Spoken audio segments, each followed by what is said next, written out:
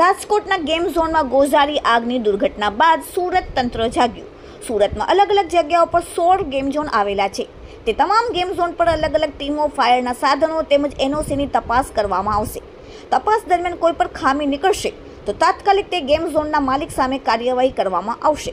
તો તપાસ દરમિયાન સામે આવ્યું છે કે 6 ગેમ ઝોન પાસે ફાયરની એનઓસી નથી। ટીઆરપી અગ્નિકાંડ બાદ સુરત તંત્ર હવે જાગ્યું અને તાત્કાલિક મીટિંગ યોજી મીટિંગમાં તપાસ માટે આદેશ કરવામાં આવ્યા છે। આ મીટિંગમાં પોલીસ, ફાયર, મનપા, વીજ કંપનીના અધિકારીઓ હાજર રહ્યા। સુરત શહેરના પણ પતરાના શેડમાં ગેમિંગ ઝોન ઠેર ઠેર છે। મોટાભાગના પતરાના શેડમાં ફાયર સેફટી હોતી નથી, તેના કારણે આગની ઘટનાઓ બનતી હોય છે।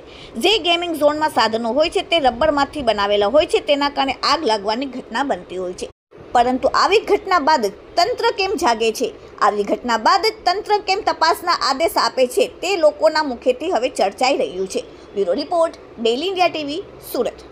રાજકોટની આજરોજ જે દુઃખદ ઘટના બની એ બાદે જે રાજ્ય સરકાર શ્રી તરફથી સંદેશો મળ્યો એ મુજબ જે મહેરબાન કમિશનર શ્રી તરફથી એક અમારા મહાનગરપાલિકા તરફથી જે ટીમમાં સંભવિત સભ્યો હોઈ શકે, પોલીસ કમિશનર સાહેબની કચેરીથી જે કોઈ હોઈ શકે, ડીજીવીસીએલ તરફથી કોઈ ટીમ હોઈ શકે, કલેક્ટર સાહેબની કચેરીમાંથી કોણ મેમ્બરો હોઈ શકે, ફાયર અને ઇલેક્ટ્રિકલ વિભાગ, હેલ્થ વિભાગ, એ બધા ટીમના મેમ્બરો હોઈ શકે અને જેટલા ગેમ ઝોન છે એને અનુરૂપ કઈ સંખ્યામાં આપણે ટીમ બનાવવી પડે એ પ્રકારે મહાનગરપાલિકા એક અગાઉના અનુભવ અને આજે રાજકોટનું જે કંઈ થયું છે એ ઘટનાને ધ્યાનમાં લઈને પુનરાવર્તન ન થાય એ મુજબ એક ટીમનું ગઠન કરી અને તમામ કાર્યરત ગેમ ઝોનની ચકાસણી, એનઓસીની દૃષ્ટિથી માંડીને બધી ઇલેક્ટ્રિકલને બાબતો અને ફાયર સેફટી અને અન્ય સેફટીના પાસાઓની ચકાસણી કરીને એક કમિટીની રચના કરીએ છીએ।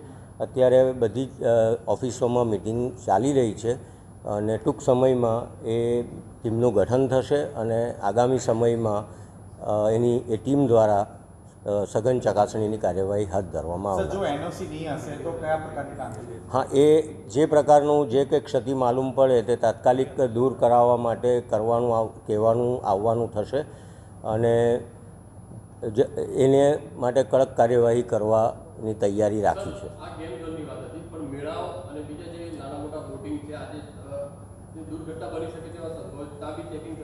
હા, એ આગળ જેમ આપણું પહેલું અત્યારનો ધ્યેય આપણો ગેમ ઝોનનો છે અને ત્યાર પછી આવનારા દિવસોમાં આવા તમામ જગ્યાએ જ્યાં પબ્લિક એકત્રિત થતું હોય વેકેશનને ધ્યાને રાખીને અને સુરક્ષાના પાસાઓ જ્યાં ચકાસણી જરૂરી હોય એવા તમામ એરિયામાં આ પ્રકારે કાર્યવાહી હાથ ધરવામાં આવનાર છે।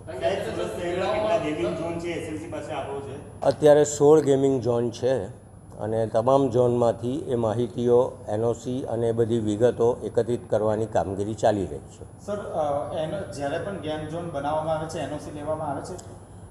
હેલ્થની, ફાયરની એ બધી એનઓસીઓ હોય છે જે તે સમયની હોય અને એને વખતો વખત રિન્યૂ પણ કરાવવાની હોય અને એ બધી ચકાસણીની કાર્યવાહી શરૂ થઈ ગઈ છે।